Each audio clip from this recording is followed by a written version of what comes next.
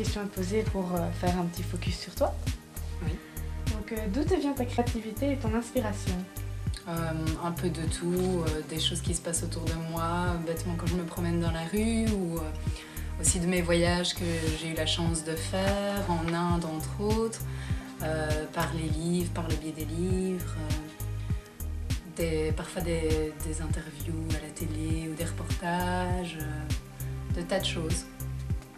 Pourrais-tu nous donner quelques mots sur ton parcours de styliste? J'ai ressenti ça très jeune, je dessinais déjà des vêtements étant petite, puis j'ai suivi un peu comme tout le monde des études générales, sans savoir où j'allais vraiment et en le cherchant, jusqu'au jour où je me suis vraiment décidée à me lancer, à entreprendre ces études, mais avec la peur toujours de pas savoir si je vais trouver un emploi et si j'aurai vraiment de l'avenir et si je suis vraiment douée pour ça. Et donc j'ai entrepris mes études aux ateliers Lano pendant 3 ans. Une fois sortie de là, j'ai fait plusieurs stages. J'ai été chez Breufield, j'étais chez Nathan, Mademoiselle Jean. Puis j'ai aussi eu la chance de rencontrer les hair designers avec lesquels je travaille encore actuellement aujourd'hui. J'ai travaillé sur mes petits projets tout en cherchant toujours un emploi. Et ça fait 1 an maintenant, depuis juin 2009, que je cherche. As-tu ressenti des effets positifs en participant au défilé RD? Bien sûr, surtout les rencontres humaines que j'ai faites. Et puis ça m'a motivée aussi à travailler sur mes propres projets en voyant qu'il y avait toujours des gens qui étaient là, qui avaient envie de voir mon travail et qui m'encourageaient en me disant que mon travail leur plaisait. Même si je n'ai pas eu vraiment des retombées par rapport à des clientes et à des entretiens d'embauche et tout ça, mais ça me permet à moi de me surpasser et d'avancer. Quels sont les principaux obstacles pour pouvoir vivre du stylisme? Surtout le marché de l'emploi.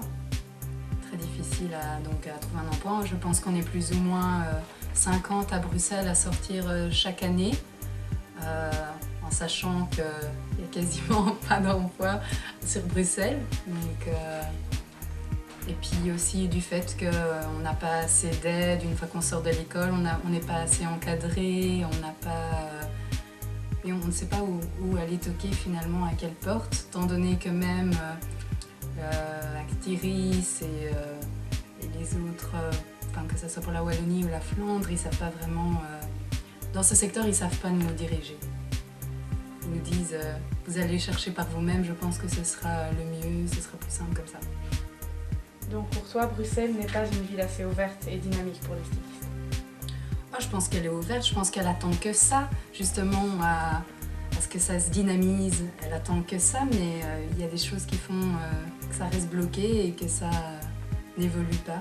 Mais sinon, le potentiel est là, il y a plein de créateurs, plein de potentiels qui attendent que ça se bouge. Qu'on ait une semaine de la mode, comme dans les autres pays, on attend que ça. As-tu déjà pensé à t'exporter en dehors de Bruxelles ou en dehors du pays?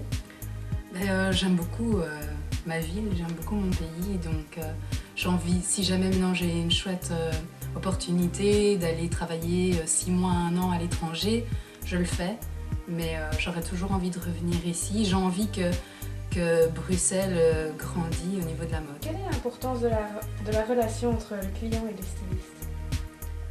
C'est super important, il faut surtout mettre à l'aise la cliente, il faut la rassurer en lui disant qu'on mettra ses atouts en avant et comme chaque femme on a nos petits défauts, ou en tout cas on se trouve des défauts qu'on veut cacher, et donc en tant que styliste il faut être capable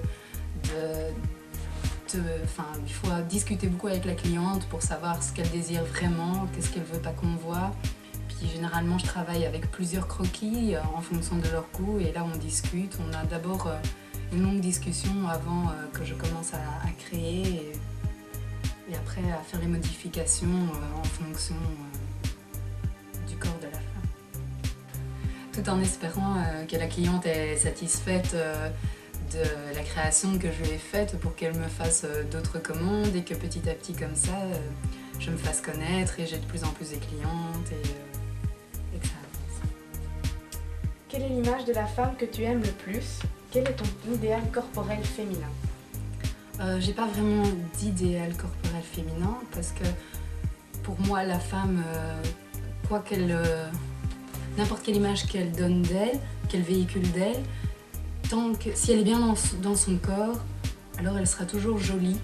Et pour moi ça c'est hyper important. Quand je fais des vêtements pour une femme, j'ai envie qu'elle se sente belle dans ce qu'elle porte. C'est la première chose que j'ai envie pour qu'elle rayonne et pour pas que justement elle ait peur de sortir ou de se montrer ou d'aller à des soirées uniquement parce qu'elle a peur de ses défauts, de ses rondeurs. Donc un idéal, j'en ai vraiment pas. Vas-tu créer prochainement pour les hommes? Je n'y ai pas encore songé. Je ne suis pas contre, mais je n'arrive déjà pas à avancer sur le marché de la mode en prêt-à-porter féminin. Donc le masculin attendra un petit peu.